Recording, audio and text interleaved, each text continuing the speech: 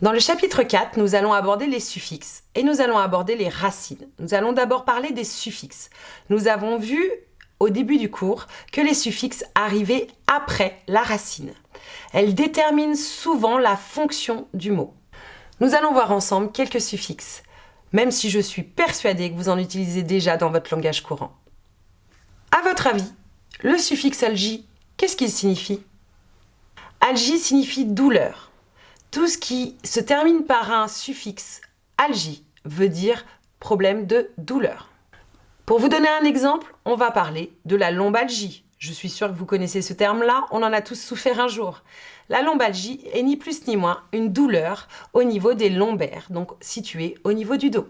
Pour vous donner un exemple concret, je vais vous donner l'exemple de ostéome. Ostéome, nous avons le suffixe ome qui signifie tumeur et ostéo qui signifie os.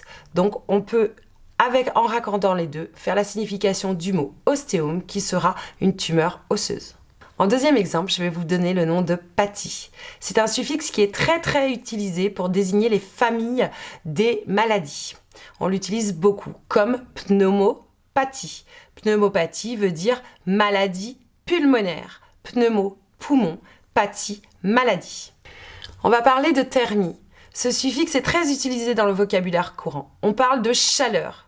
Alors, on va en parler dans les milieux médicaux en disant hypothermie pour une baisse de la température et hyperthermie qui est l'inverse, on l'a vu dans le premier module, qui est une hausse de la température.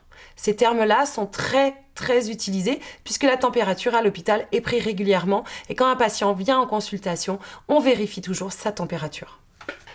On va parler maintenant des racines. On a vu que c'était la partie très importante du mot puisque c'est elle qui donne le sens du mot.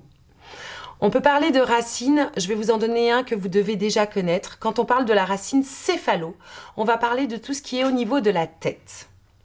Pour tout ce qui est articulaire, on emploiera à ce moment-là la racine arthro.